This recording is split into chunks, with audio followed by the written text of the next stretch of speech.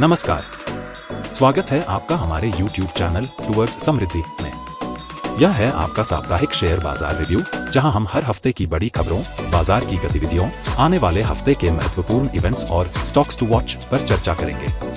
यहां आपको मिलेगा आसान भाषा में वह सब कुछ जो आपके निवेश और बाजार की समझ के लिए जरूरी है। तो जुड़िए हमारे साथ हर शनिवार रात 8 बजे। चलिए शुरू करते हैं इस हफ्ते का बाजार विश्लेषण।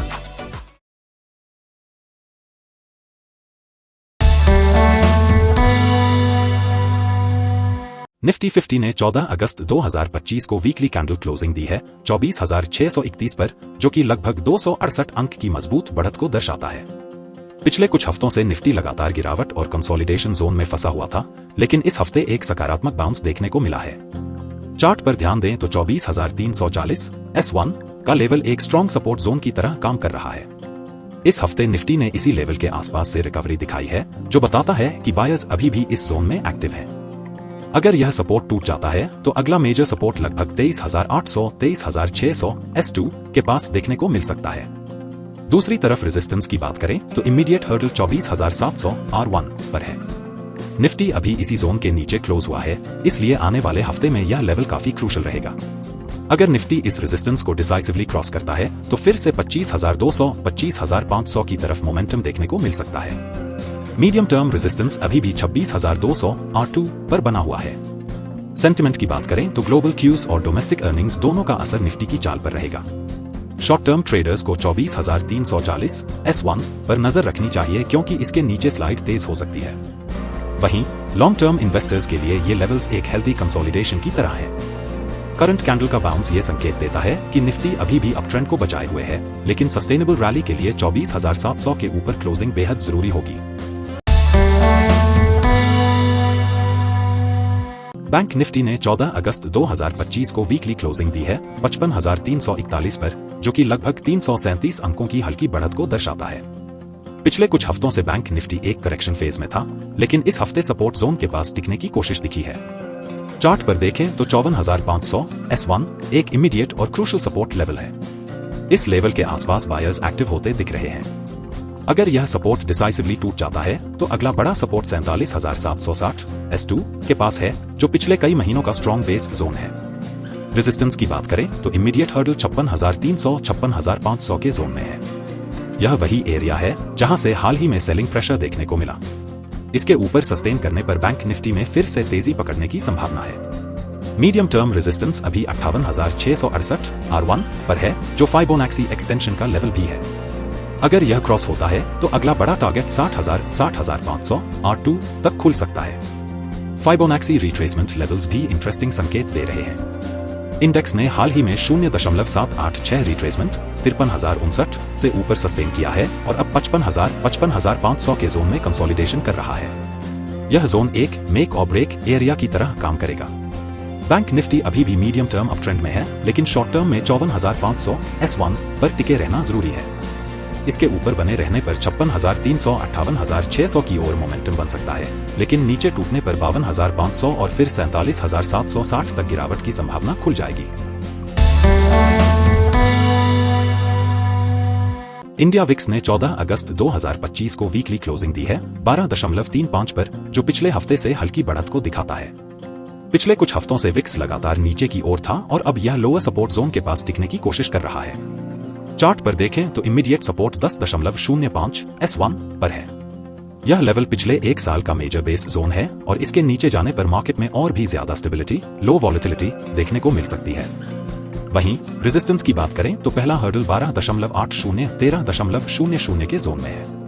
इसके ऊपर जाने पर 16.08 R1 और उसके बाद 20.72 R2 की तरफ तेजी देखने को मिलेगी। ओवरऑल विक्स का लो लेवल यह संकेत देता है कि फिलहाल मार्केट पार्टिसिपेंट्स काफी कॉन्फिडेंट हैं और पैनिक का माहौल नहीं है।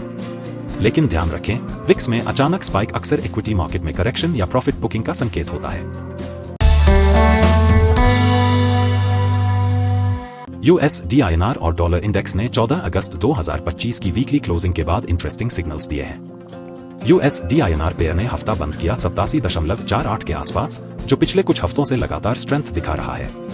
चार्ट पर इमीडिएट रेजिस्टेंस 87.97 R1 पर है। इसके ऊपर सस्टेन करने पर पेयर 89-90 तक भी जा सकता है। वहीं सपोर्ट फिलहाल 86.67 S1 पर है और उसके नीचे मेजर सपोर्ट 84.48 S2 पर आता है। ओवरऑल चार्ट क्लियरली दिखाता है कि डॉलर के मुकाबले रुपी वीक हो रहा है और अगर 88 के ऊपर ब्रेक मिलता है तो और डिप्रिसिएशन देखने को मिल सकता है। दूसरी तरफ डॉलर इंडेक्स DXY ने क्लोजिंग दी 97.83 पर। DXY अभी भी 100 के नीचे स्ट्रगल कर रहा है। चार्ट में स्ट्रॉन्ग रेजिस्टेंस 100 R1 पर है, जबकि नीचे स्ट्रॉन्ग सपोर्ट 95.23 S1 पर है। DXY अगर 100 को डिसाइसिवली क्रॉस करता है तो ग्लोबल डॉलर स्ट्रेंथ बढ़ेगी, लेकिन फिलहाल यह रेंज बाउंड और वीक बायस में है। जब USD/INR ऊपर जाता है यानी रुपी कमजोर होता है तो इंपोर्ट हैवी सेक्टर्स जैसे ऑयल, गैस, एविएशन, इलेक्ट्रॉनिक्स पर दबाव बढ़ता है क्योंकि उनकी लागत बढ़ जाती है। दूसरी तरफ एक्सपोर्ट ओरिएंटेड सेक्टर्स जैसे IT और फार्मा को फायदा मिलता है क्योंकि उनकी अर्निंग्स डॉलर में होती है। DXY का नीचे बने रहना इमर्जिंग मार्केट्स इंक्लूडिंग इंडिया के लिए पॉजिटिव है क्योंकि इससे FII इनफ्लोज को सपोर्ट मिलता है। लेकिन अगर DXY बाउंस लेकर 100 के ऊपर जाता है और USD/INR भी 88 क्रॉस करता है तो इंडियन इक्विटी मार्केट में शॉर्ट टर्म वॉलेटिलिटी बढ़ सकती है। फिलहाल USD/INR में रुपी वीक बायस में है और डॉलर इंडेक्स अभी भी सॉफ्ट टोन में है। अगर यह ट्रेंड जारी रहा तो इंडियन स्टॉक मार्केट को फिलहाल बड़ा प्रेशर नहीं आएगा, लेकिन 88 प्लस ब्रेक इन USD/INR एक वार्निंग सिग्नल होगा। डाउ जोन्स ने 14 अगस्त 2025 को साप्ताहिक क्लोजिंग दी है 44,946 पर, जो कि एक मजबूत रिकवरी को दर्शाता है। इस हफ्ते इंडेक्स ने लगभग 1.74% की बढ़त दिखाई और एक बार फिर से अपने मेजर रेजिस्टेंस लेवल 45,000 के नजदीक पहुंच गया है। चार्ट पर साफ दिख रहा है कि डाउ जोन्स ने मार्च 2025 के बड़े गिरावट के बाद धीरे धीरे एक मजबूत पुलबैक दिया है और अब लगभग अपने ऑल टाइम हाई के पास कंसोलिडेट कर रहा है। फिबोनाची लेवल्स देखें तो 0.618 42,800 के आसपास से एक अच्छी बाउंस मिली है और अब मार्केट 0.786 43,480 और उसके ऊपर की क्लोजिंग दे चुका है। यह टेक्निकली एक बुलिश संकेत है। इमीडिएट रेजिस्टेंस अब 45,070 पर है और अगर इसे कन्विंसिंगली ब्रेक करता है तो अगला टारगेट R2 46,000 के आसपास दिख सकता है। दूसरी ओर सपोर्ट लेवल्स S1 41,560 और S2 38,100 के पास मजबूत माने जाएंगे। इंडेक्स का मूवमेंट यह बताता है कि US मार्केट में फिलहाल रिसेशन या पैनिक वाली स्थिति नहीं है, बल्कि इन्वेस्टर्स अभी भी ऑप्टिमिस्टिक हैं। अमेरिकी इकोनॉमी की मजबूती और positive earnings outlook Dow Jones को सपोर्ट दे रहे हैं। जब डाउ जोन्स मजबूत दिखता है तो उसका डायरेक्ट पॉजिटिव सेंटिमेंट भारतीय मार्केट पर भी आता है। Global investors risk on mood में रहते हैं और इमर्जिंग मार्केट्स जैसे इंडिया में FII इनफ्लोज बढ़ते हैं। इसका फायदा निफ्टी और सेंसेक्स दोनों को मिल सकता है। अगर डाउ जोन्स अपने A1 को डिसाइसिवली ब्रेक करता है तो भारतीय मार्केट में भी फ्रेश मोमेंटम देखने को मिल सकता है, खासकर बैंकिंग और IT सेक्टर में। वहीं अगर 45,000 पर फिर से रिजेक्शन होता है तो थोड़ी short term profit booking India में भी ट्रिगर हो सकती है। कुल मिलाकर डाउ जोन्स फिलहाल बुलिश जोन में है और इसका पॉजिटिव असर इंडियन स्टॉक मार्केट पर भी जारी रहने की संभावना है। नैस्डैक ने 14 अगस्त 2025 की वीकली क्लोजिंग लगभग 23,703 पर दी है, जो पिछले हफ्ते से हल्की बढ़त 0.32% के साथ रही। चार्ट को ध्यान से देखें तो साफ नजर आता है कि नैस्डैक ने मार्च 2025 में जो शार्प करेक्शन दिखाया था उससे पूरी तरह रिकवर कर लिया है और अब यह अपने नए ऑल टाइम हाई जोन में ट्रेड कर रहा है। फाइबोनैक्सी रिट्रेसमेंट लेवल्स बताते हैं कि 0.618 20,032 और 0.786 21,966 लेवल्स को कन्विंसिंगली पार करने के बाद अब मार्केट ने 22,121 R1 रेजिस्टेंस को भी तोड़ दिया है। इसका मतलब यह है कि अब ट्रेंड बहुत मजबूत बुलिश बना हुआ है। अगर मोमेंटम इसी तरह बना रहा तो अगला टारगेट साइकोलॉजिकल लेवल 24,200 R2 के आसपास हो सकता है। सपोर्ट की बात करें तो इमीडिएट सपोर्ट 22,121 R1 पर है और उसके बाद मेजर सपोर्ट जोन्स 19,787 S1 और 18,355 S2 पर बनते हैं। जब तक नैस्डैक 22,100 से ऊपर टिकता है तब तक ओवरऑल ट्रेंड पॉजिटिव रहेगा। अब इसका असर भारतीय स्टॉक मार्केट पर, चूंकि नैस्डैक ग्लोबल टेक स्टॉक्स का सबसे बड़ा सूचकांक है, इसकी मजबूती से इंडियन IT सेक्टर को सीधा फायदा मिलेगा। इन्फोसिस, TCS, विप्रो और टेक महिंद्रा जैसे बड़े IT स्टॉक्स पर बाइंग इंटरेस्ट बना रहेगा। यही वजह है कि निफ्टी IT इंडेक्स में भी शॉर्ट टर्म में तेजी देखी जा सकती है।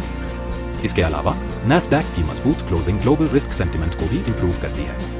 इसका पॉजिटिव असर निफ्टी और सेंसेक्स पर दिखेगा, खासकर फॉरेन इंस्टीट्यूशनल इन्वेस्टर्स FIIs की तरफ से फ्रेश इनफ्लोज की संभावना बढ़ जाएगी।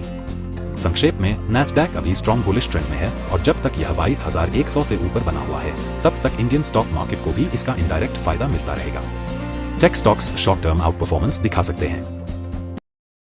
इस हफ्ते 14 अगस्त 2025 की वीकली क्लोजिंग हमें साफ संकेत देती है कि मार्केट अभी भी मजबूती बनाए हुए है। निफ्टी 24,631 पर बंद हुआ है और 24,340 का लेवल एक स्ट्रॉन्ग सपोर्ट की तरह काम कर रहा है। जब तक ये लेवल होल्ड है, शॉर्ट टर्म में बायर्स एक्टिव रहेंगे।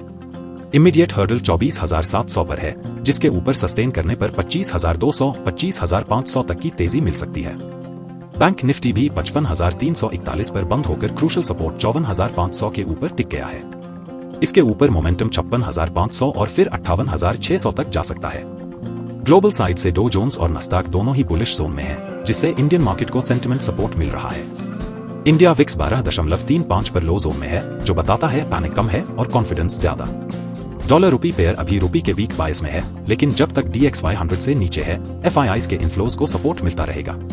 प्रैक्टिकल बात यह है कि ट्रेडर्स को लेवल्स पर डिसिप्लिन रहना चाहिए। निफ्टी 24,340 और बैंक निफ्टी 54,500 के ऊपर स्टे करना जरूरी है। लॉन्ग टर्म इन्वेस्टर्स के लिए ये कंसोलिडेशन हेल्दी है।